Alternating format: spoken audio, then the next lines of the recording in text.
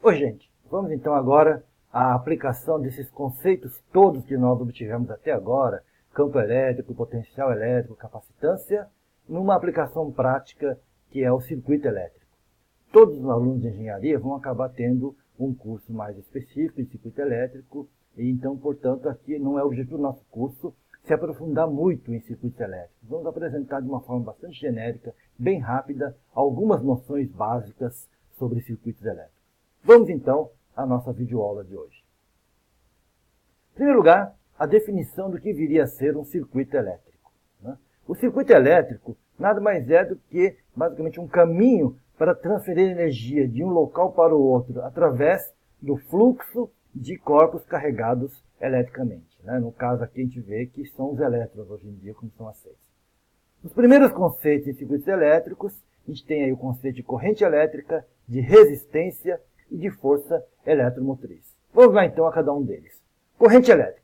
Corrente elétrica, no primeiro momento, nós podemos fazer uma definição macroscópica do que seja uma corrente elétrica. Estamos vendo ali na figura um conjunto de cargas positivas passando através do nosso condutor e macroscopicamente a gente pode entender que a corrente elétrica seria a quantidade dessas cargas elétricas que atravessam uma seção do condutor na unidade de tempo. Então, I seria o dQ por dt, o tempo que leva para uma quantidade de cargas dQ atravessar uma secção reta do condutor que está sendo observado.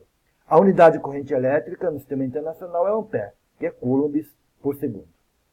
E vale lembrar que, convencionalmente, nós entendemos que a corrente elétrica seria o fluxo de cargas positivas. Na prática, nós sabemos muito bem que no interior de um condutor metálico, quem está se locomovendo é o elétron, que são os portadores de cargas negativas. Então, na prática, nós teríamos exatamente elétrons, portadores de cargas negativas, andando exatamente da direita para a esquerda, ou seja, no sentido contrário ao da corrente convencional.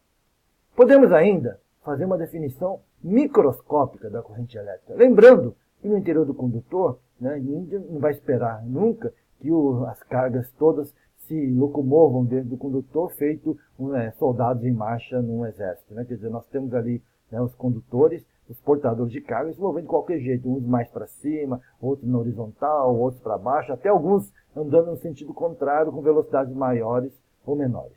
Vamos então focar um pequeno elemento de volume de ômega, um volumezinho, e ali definir uma quantidade que nós chamamos de vetor densidade de corrente elétrica. Esse vetor, lá no interior daquele elementozinho de ômega, nada mais é do que o produto do N, que é a densidade volumétrica de portadores de cargas, vezes o Q, que é a carga que cada portador carrega, e a velocidade média V desses portadores. Lembrando de novo que numa situação bem geral, os portadores se movem para cima, para baixo, direita, esquerda. Então, em média, vai ter uma velocidade V indo para a direita. Então, esse seria a velocidade média dos portadores. Essa seria o vetor densidade volumétrica, densidade de corrente.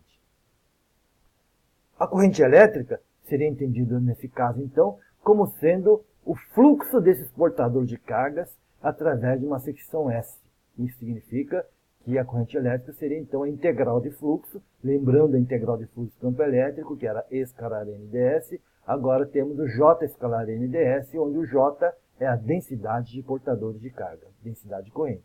Então, o vetor densidade de corrente escalar N ds seria, então, o fluxo de portadores de carga, ou seja, a corrente elétrica seria, então, esse fluxo de portadores de carga. Temos agora, então, a lei de Ohm, inicialmente com o conceito de resistividade. A densidade de corrente J de um condutor depende do campo elétrico E e das propriedades do material por onde essa corrente está circulando.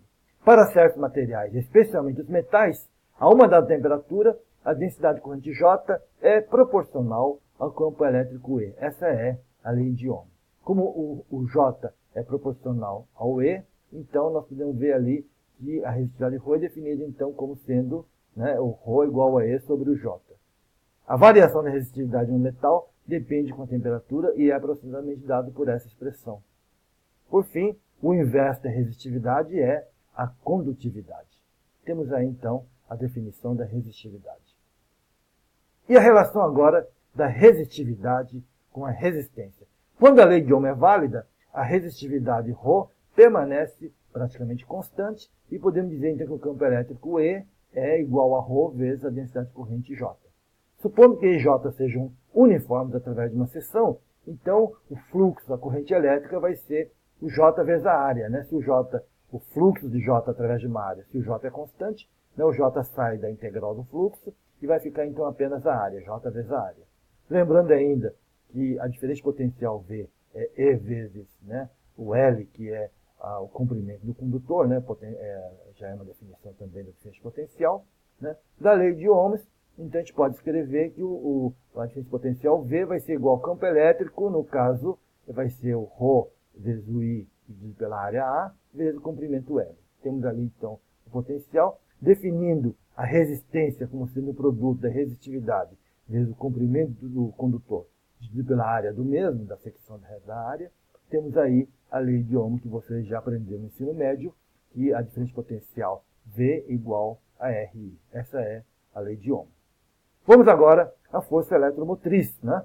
Porque para que um condutor seja percorrido por uma corrente estacionária e não se altera com o tempo, precisamos ter ali alguém repondo o tempo todo as cargas que vão circular no circuito elétrico. É algo muito semelhante a um circuito de água, né? Para que no circuito de água a água fique circulando sem parar, temos que ter uma bomba d'água repondo a água o tempo todo. Então, algo muito semelhante acontece no circuito elétrico. Temos que ter uma bomba de cargas elétricas que repõe essas cargas o tempo todo e retira do outro lado, e aí, então a carga elétrica fica circulando no nosso circuito, assim como a água circula num circuito de água, né?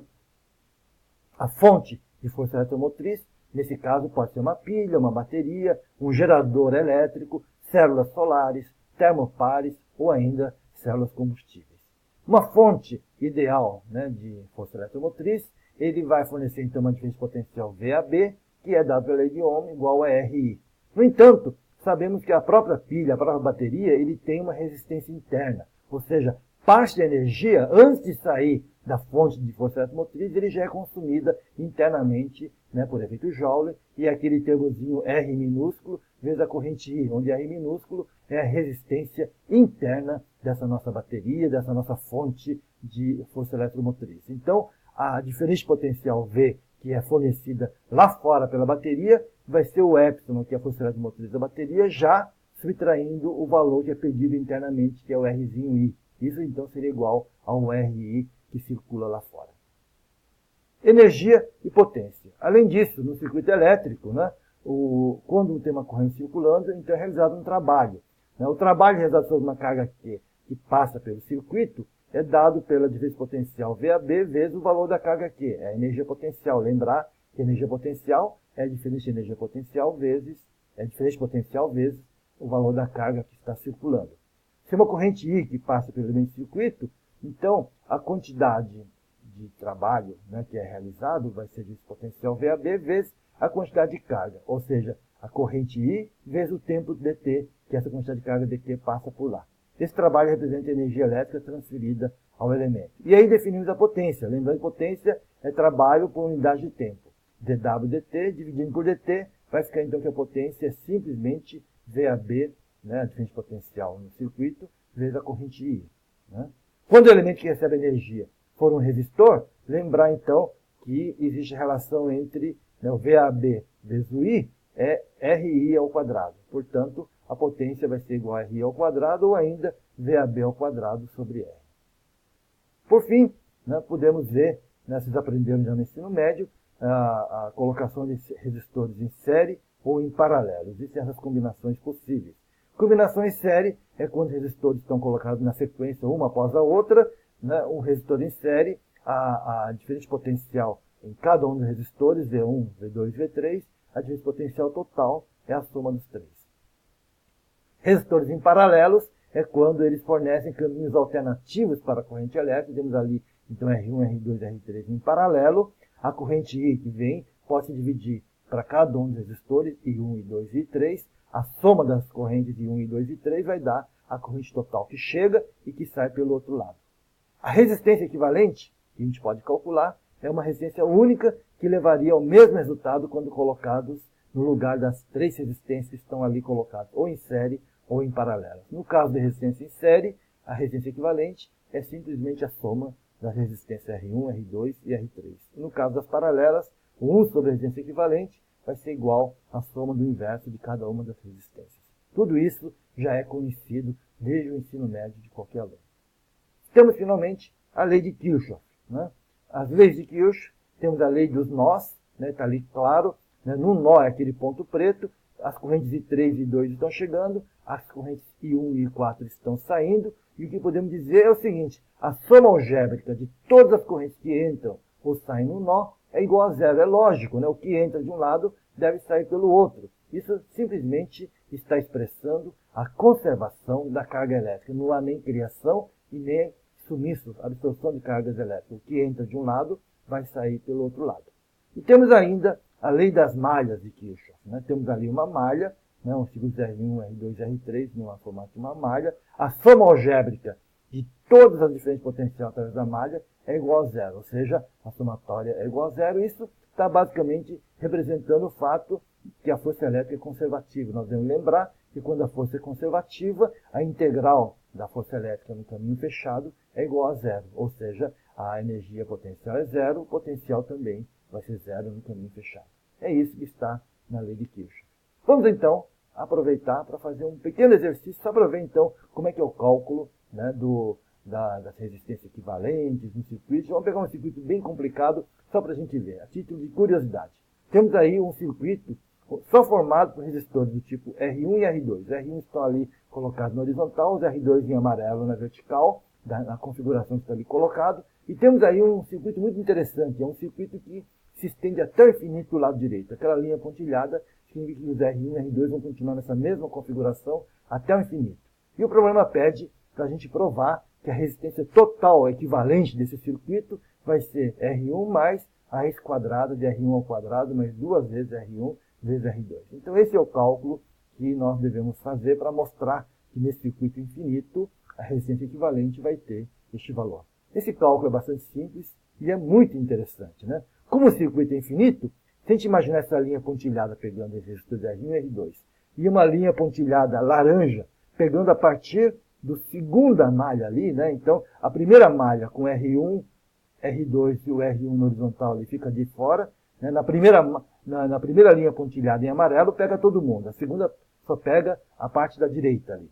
Então, considerando nessa situação, é interessante a gente imaginar que o conjunto que está abrangido ali pela linha pontilhada laranja, ele leva a uma resistência equivalente que é dado por um RT que está desenhado em verde. Notem que ele é um RT que é igual ao do circuito todo, pois aquele trecho em laranja também é um circuito infinito, igual ao trecho que está sendo abrangido em amarelo. Então, é RT do mesmo jeito. Pegando ali, agora a linha azul pontilhada, está pegando um conjunto de resistência R2 e RT que estão em paralelo. Se estão em paralelo, eles se somam com o inverso. A resistência R3 é a resistência equivalente. 1 sobre R3 é igual a 1 sobre R2 mais 1 sobre RT. Portanto, R3 é R2 vezes RT sobre R2 mais RT. Então, essa é a resistência equivalente que está ali englobado pela elipse pontilhada azul. Considerando agora o circuito todo, então nós temos ali o R1, o R3 é ali aquele trecho que está ali pontilhado em azul, e o R1 de novo. Então, as três resistências estão em série, a resistência total RT, veja que é o RT de novo, porque é a mesma coisa daquele RT em verde, tudo se resume a circuito infinito. RT vai ser R1, que é aquele primeira resistência horizontal, o R3, que é a resistência equivalente em azul, mais o R1. Só que o R3 nós já calculamos, está ali, é R2 vezes RT sobre R2 mais RT. Portanto, é só substituir o R3 por aquele valor, lembrando que R1 mais R2 é 2 vezes R1, temos ali a expressão, onde o RT é uma incógnita, fazendo aqui uma algebrazinha, temos a equação algébrica do segundo grau, a equação algébrica do segundo grau leva a essa raiz, que todo mundo já aprendeu a fazer, e aí, como a resistência é sempre positiva, o valor vai ser, RT vai ser igual a R1 mais raiz quadrada de R1 ao quadrado, mais 2 vezes R1 vezes R2, como o problema pedia para a gente demonstrar. Está demonstrado. Por hoje é só, gente. Até a próxima videoaula. Obrigado.